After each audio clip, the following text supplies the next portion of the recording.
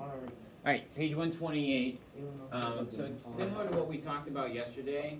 What we're talking about now is a semicircle and quadrants.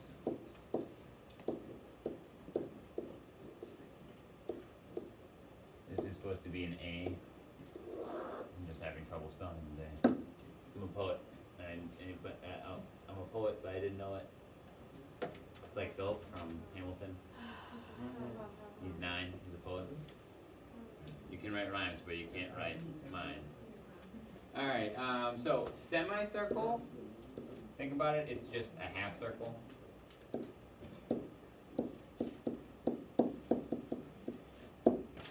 Or circle.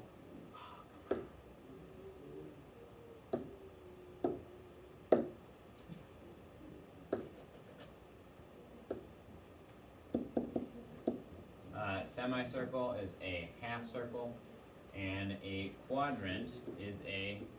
Anyone want to take a guess? Yeah. What? It is a fourth. That's not how you write it. It's a fourth of a circle.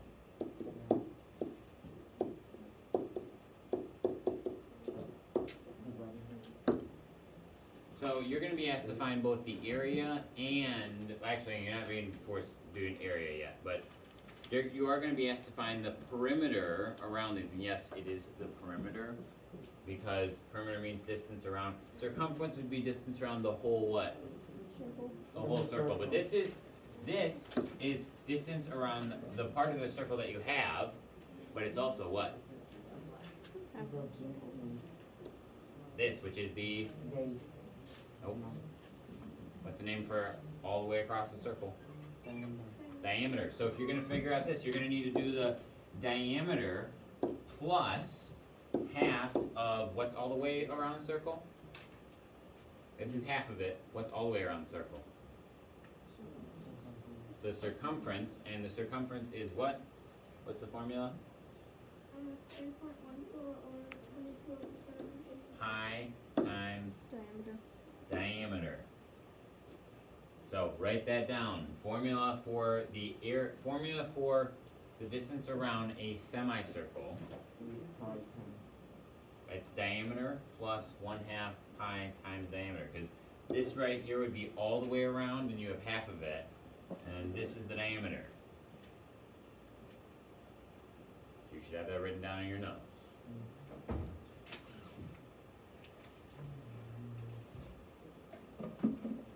While you're writing that down then, how would this one be different? Here you have, yep. 1/4. You have to add the. Mission failed. Get next one. Alright, so you would have the circumference, but it's not the full circumference, it is what? 1/4. Yep, so you do pi times diameter 2, but this time it's 1/4 of it, and then you're adding what?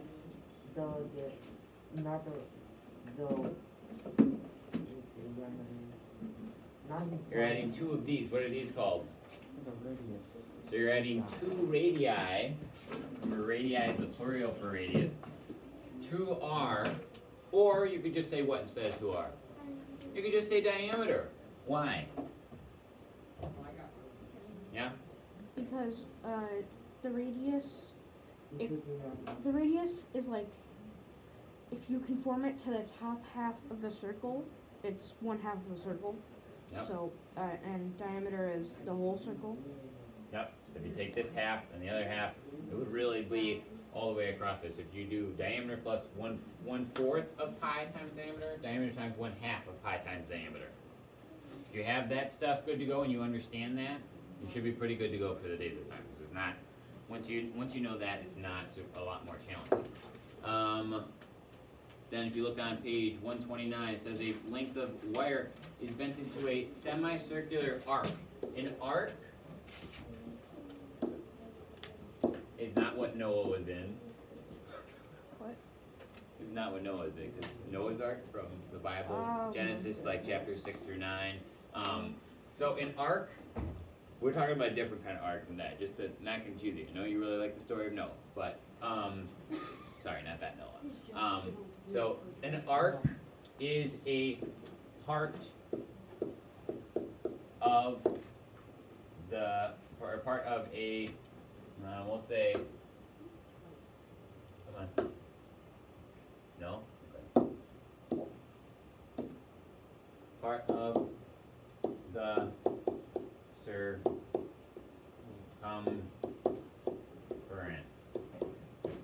So an arc is part of the circumference. What do you notice about what is the difference between an arc and a semicircle or a quadrant? Yeah? It doesn't have like that bottom. Yeah, it doesn't have the bottom part. So if you were going to find out the arc of a semicircle, you would just take this, but you would cut off what? The D part. Yeah, you would cut off the D. What about if you're trying to take the arc of a quadrant? You'll cut off the D You part. cut off the diameter again. So you go to the arc or the part of the arc or part of the circumference, and if it's this section right here, so we know it's going to be 1/2 pi times diameter, but we don't add that extra diameter because we're not figuring this out. It says the length of EF, that is the, so this is E, this is F. The length of EF is 21 centimeters. EF is what? What part of the circle is it? Is it the radius? Is it the diameter? Is it the circumference? EF represents what? What? Yeah, that's the diameter. So diameter equals 21. If we know this is what we're trying to find and we have this as 1/2, do they tell us what we can use for pi? Do they say we're using 3.14 or 22/7? 22/7. So I replace this with 22/7. That's the other thing you gotta remember with this. Whatever it is, you start your original formula that you need to find and you replace what you know. That makes it super, super simple every time. Times 22/7 and then times the diameter, which is 21. Wait, isn't it added by 22/7? Sorry, say it again? Isn't it added by 22/7? Nope, because look back to here. So we're just figuring out this portion of it, right? So you don't worry about that. This is all multiplication. Because pi times diameter is the full circumference, and this is half of that. So you're doing half of the full circumference. So it's all multiplication. Multiplication. Make sense? Cancel things out. 21 and 7, this becomes 1, this becomes 3. 22 and 2, this becomes 11, this becomes 1. 11 times 3 is 33. There's only 1's on the bottom. 33 over 1 is the same thing as 33. And we know the answer is in centimeters. Make sense? Okay. Then we have, we'll do the B section there, bottom 129. So in that one, they've got this full thing. We're going to say that that's actually a real circle.